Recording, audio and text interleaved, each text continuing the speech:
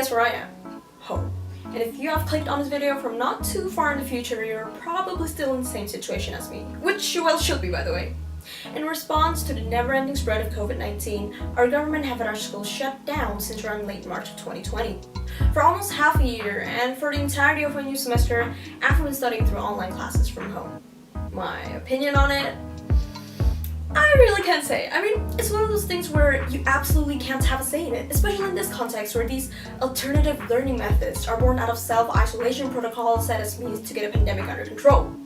But surprisingly, there were many aspects of distance learning that I've come to actually love. It raises one intriguing question that has popped up everywhere since the implementation of this new system. Can and will online education soon replace traditional classrooms? My name is Kayla Aurelia Budiono and I'm in a 12th year at SMA Taruna Bakti, Bandung. Thank you, Penerbit Erlangga and the most honorable judges for providing me with the opportunity to speak about this today. So, to cut to the chase right away, these past few months of online learning has somehow made me realize that we might have been spending an unnecessary amount of time, effort, and resources to achieve the same level of results you could manage digitally in long distance. For the first few weeks of distance learning, they had us working on a variety of personal projects in which we were able to showcase each of our different skill sets. It was around this time that we came to fully utilize social media as means of education. I have to admit, it was a refreshing sight.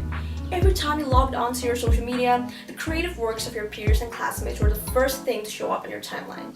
It gave me a lot of genuine inspiration that I never could have gotten in my old classrooms. So, even though it's been long since we've eased into the use of digitally based resources, online learning has only proved it further that a complete erasure of pencil and paper learning methods could be happening anytime soon. But get this, all that is strictly personal of me. With all things considered, there are and were many downsides to this newly implemented system. Some weeks ago, there was an emergence of a problem in Pekalongan, Central Java. A principal at an elementary school, namely SDN 1 Tegalontar, had received reports that many students had found difficulty in trying to access online learning. 145 out of 289 students, to be precise. Their problems were almost all the same. They did not have the supporting devices, nor could they afford to have reliable internet access. Shrouded with guilt, the principal then finally confided in one of her colleagues who worked for the community radio, PPK Seragi. So then an idea was brought up and it was to start teaching via radio. On July 6, 2020, the teachers of the elementary school started teaching their classes via radio broadcast. Then the students then admitted that they were happier with learning via radio than online. So, as seen with that instance, one could clearly observe that not 100% of the Indonesian population are capable of using smart devices or applications that certain groups may already be familiar with. We may then carefully suggest this might be more of a matter of Indonesia's nationwide readiness and capability rather than the actual concept of distance education itself. So, with all that in mind, let's ask the question again. Will this system develop to be a replacement of traditional classrooms as we know? The answer is yes and no. What will happen actually is that the traditional teaching method as we know of today will evolve to become a hybrid form of education called blended learning. It's exactly what it sounds like. It's this new approach to education that combines online interaction with traditional place-based classroom methods. It is well on its way to become another form of next generation learning even outside of the context of this pandemic.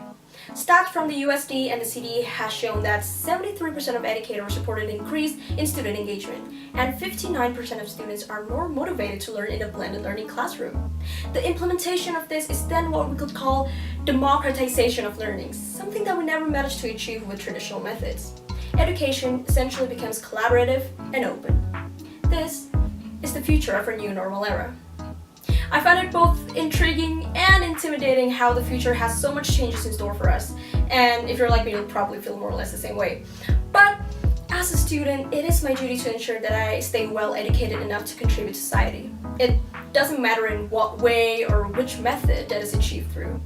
What I know is that you and I are all in this together, both in walking into the future and out of this period of time we are fighting through. Thank you so much for staying with me. I'm Kayla Aurelia Budiono and I hope to see you again. Remember, wear your mask, wash your hands, watch your distance. Thank you. Have a great day.